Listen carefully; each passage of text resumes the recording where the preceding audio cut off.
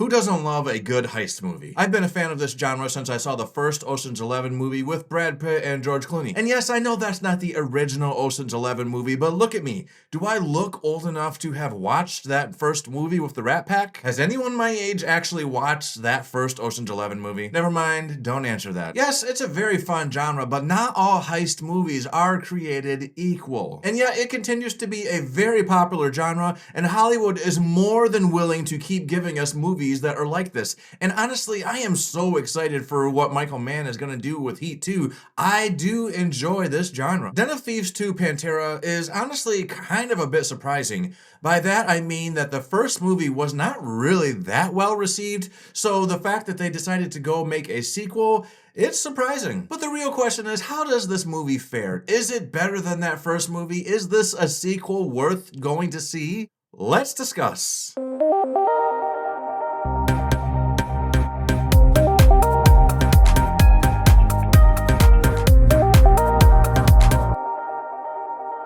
I literally had not seen the first Den of Thieves movie until just a few days ago. It just flew by at the time with me. I didn't pay attention to it. However, the trailer for the second movie had me intrigued, so I quickly decided to watch the first movie. And it was just alright. The beginning half didn't really hold my interest, but it did get a lot better towards the second half of the movie. And I'm not gonna lie, it had an excellent shootout that, like the scene from Heat that is one of the most famous shootouts, is going to be a great scene for audiophiles to demonstrate their sound system with. I feel like these shootout scenes can really make or break a heist movie. A movie needs a good shootout scene. It can take a movie from being a near disaster to being great. Den of Thieves 2 stars Gerard Butler and O'Shea Jackson Jr.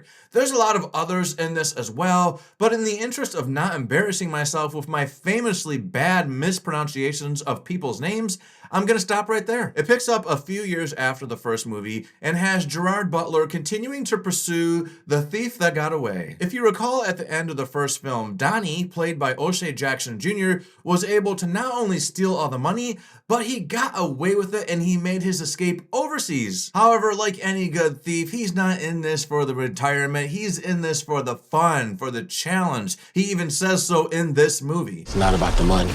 It's about the challenge. So it is not long at all before he is looking for the next score. And it's in the midst of planning this huge hit on a diamond exchange that the past comes back in the form of Gerard Butler. Only this time he is claiming that he wants to join in on the heist. He is saying that he is tired of being a broke cop and he wants to get some of this action.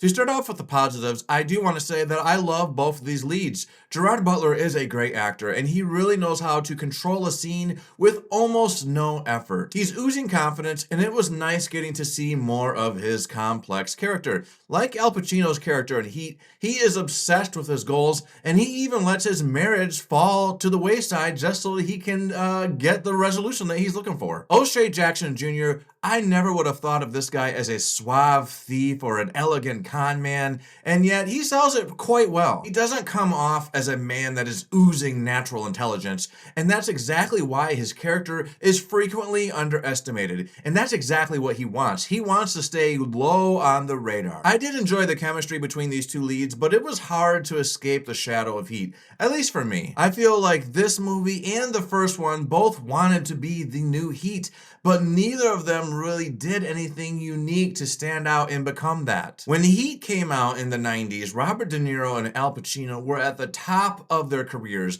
They were big name actors that people were so excited to see teaming up together.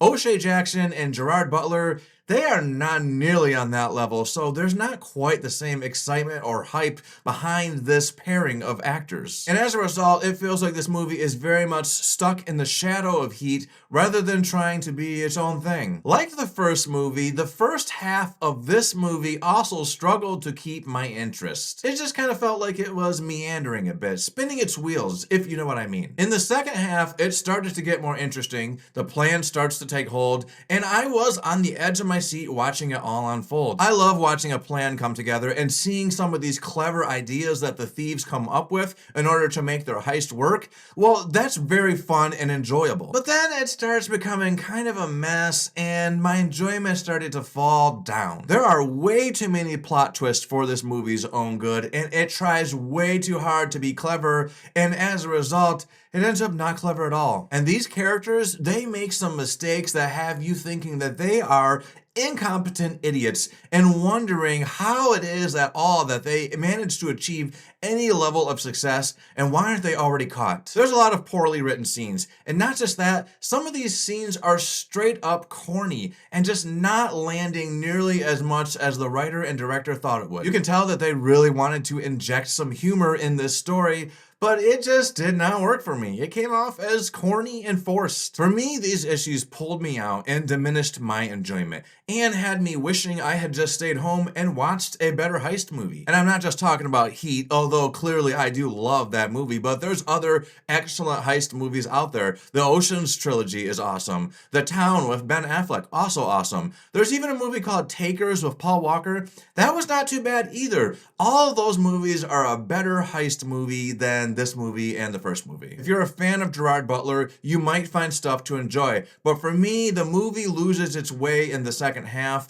and it never was able to recover my love or attention. It's not all bad news though. There are bits of enjoyment sprinkled throughout, but not enough to give this movie a high score. For me, I'm gonna go with a 5 out of 10. I had high hopes for this movie, but in the end, the script really holds it back. The actors are not really the problem here. I did enjoy most of this cast. It's just that script. The script needed to be tidied up better. They should have focused more on being something unique rather than trying to copy the mold of previous movies that honestly did those things better. That's my thoughts on this movie. If you saw this movie, please put your thoughts on it in the comments and let me know what did you think of it. I'm assuming that there's going to be a variety of different opinions. Some people are going to love this movie. Some people are going to be feeling more like me, and I would love to hear from all of you guys. If you liked this video, please hit the like button. And if you want to hear more things from me, well, why don't you just subscribe to this channel? Later.